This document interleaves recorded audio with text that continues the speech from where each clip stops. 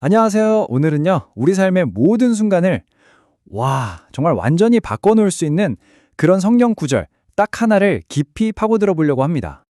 여러분, 혹시 지금 커피 한 잔 하고 계신가요? 아니면 점심으로 김밥 한 줄 드셨을 수도 있고요. 근데 이런 정말 사소한 일상에 어떤 깊은 의미가 담길 수 있을까요? 바로 이 질문에서 오늘 이야기를 시작해 볼까 합니다. 네, 바로 이 구절이 그 답입니다. 먹든지 마시든지 무엇을 하든지 다 하나님의 영광을 위하여 하라. 와, 이 한 문장이 대체 어떻게 우리의 평범하기 짝이 없는 삶을 거룩한 장소, 그러니까 성소로 만들 수 있다는 걸까요?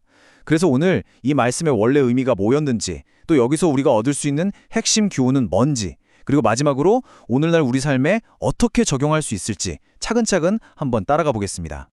자, 이 엄청난 원리를 제대로 이해하려면요. 시간을 거슬러 올라가야 합니다.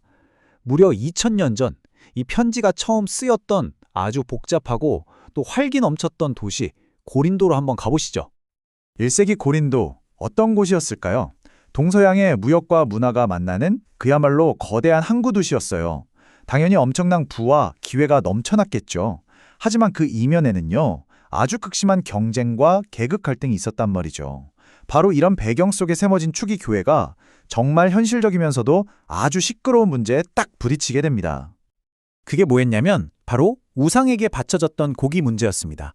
이게 무슨 말이냐면 당시 시장에서 팔던 고기 대부분이 이방 신전에서 제물로 한번 바쳐졌다가 나온 거였어요. 그리스도인들 입장에서는 이게 정말 심각한 딜레마였던 거죠.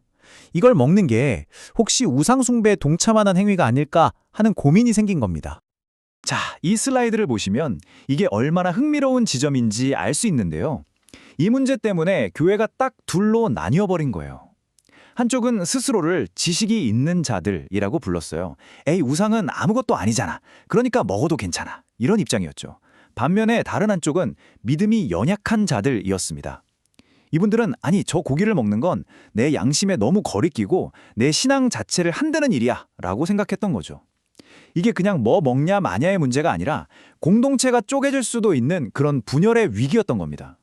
이런 갈등 상황에서 사도 바울이 해결책을 내놓는데 그게 아주 기가 막힙니다. 관점 자체를 완전히 바꿔버리는 원칙을 제시하거든요. 바로 이 구절이죠. 누구든지 자기의 유익을 구하지 말고 남의 유익을 구하라. 무슨 뜻일까요? 그리스도인의 윤리는 내 권리가 이래 하고 주장하는 데 있는 게 아니라 다른 사람의 유익을 먼저 생각하는 것, 바로 타인을 위한 배려에 있다는 겁니다. 그러니까 바울은요, 이건 먹어도 되고 저건 먹으면 안 돼. 이런 식으로 단순한 규칙을 정해주지 않아요. 그 대신에 우리 삶 전체를 바라보는 그 관점 자체를 이거 거의 송두리째 바꿔버리는 아주 혁명적인 원리를 제시합니다.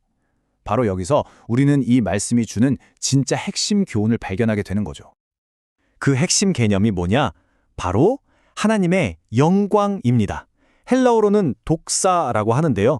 이게 단순히 명예나 칭찬 이런 뜻이 아니에요. 하나님의 그 내적인 탁월함, 그분의 선하심과 거룩하심이 바로 우리의 삶을 통해서 바깥으로 드러나고 표현되는 것, 그걸 의미합니다. 비유하자면 마치 이 태양빛이 사방으로 쫙 퍼져나가면서 태양이 여기 있다 하고 그 존재를 드러내는 것과 같다고 할 수 있죠. 결국 하나님의 영광을 위해 산다는 말은요, 아주 자연스럽게 세 가지 핵심 교훈으로 이어집니다. 첫 번째는 신중심적인 삶, 두 번째는 사랑의 원리, 그리고 세 번째는 선교적인 원리. 자, 이게 각각 뭘 의미하는지 하나씩 풀어보겠습니다. 간단히 정리해볼까요? 하나님의 영광을 위해 산다는 건 첫째, 내 삶의 목표를 나의 만족에서 하나님의 기쁨으로 바꾸는 거예요. 그리고 둘째, 다른 사람을 사랑하기 때문에 내 자유를 기꺼이 제한할 줄 아는 거죠. 마지막으로 나의 모든 행동 하나하나가 다른 사람들이 하나님을 볼 수 있는 선교의 창문이 되게 만드는 겁니다. 자, 그럼 이 원리가 말로만 그럴듯한 게 아니라 실제로 사람들의 삶을 어떻게 빚어냈을까요? 역사 속 위대한 인물들의 삶에서 그 적용의 사례들을 한번 찾아보겠습니다. 종교개혁가 존 칼뱅을 한번 볼까요? 그는 이 세상을 하나님의 영광을 위한 극장이라고 표현했어요. 이게 무슨 말이냐면 우리의 삶, 특히 우리가 매일 하는 그 평범한 직업이 바로 이 무대 위에서 창조주의 위대함을 드러내는 거룩한 소명이라는 거죠. 정말 멋진 비유 아닌가요? 그리고 음악의 아버지 바흐도 빼놓을 수 없죠. 바흐는요, 자기가 작곡한 모든 악보의 맨 끝에 항상 SDG라고 썼대요. 이게 솔리 데오 글로리아, 라틴어로 오직 하나님께만 영광이라는 뜻입니다. 그에게 음악은 그냥 아름다운 예술이 아니었어요. 하나님께 드리는 예배 행위 그 자체였던 겁니다. 와, 그리고 이 고백은 정말 모든 걸 말해주는 것 같습니다.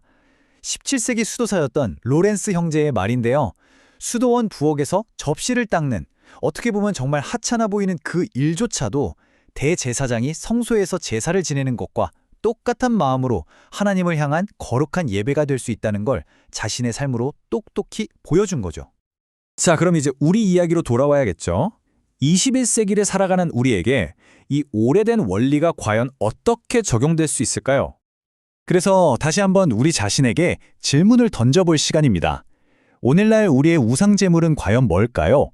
그러니까 나의 자유와 나의 권리가 다른 사람의 유익과 부딪히는 지점은 어디일까? 한번 생각해보는 거죠.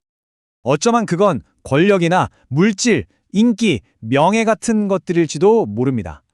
바로 이런 것들이 우리를 지배하려고 하는 이 세상 속에서 우리는 나의 영광이 아니라 하나님의 영광을 위해 살도록 부름받았다는 걸 기억해야 합니다. 바로 이겁니다. 이게 핵심이에요. 이 말씀은 거룩한 것과 속된 것 사이에 그어져 있던 경계선을 그냥 허물어 버립니다.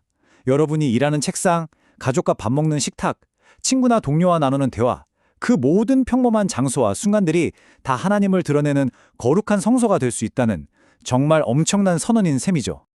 마지막으로 이 말씀을 다시 한번 우리 마음에 깊이 새겨봤으면 좋겠습니다. 그리고 스스로에게 한번 질문해 보세요. 오늘 바로 지금 이 순간 내가 하나님의 영광을 위해 할 수 있는 가장 작은 일 한 가지는 뭘까? 여러분의 모든 순간이 예배가 되기를 진심으로 바랍니다.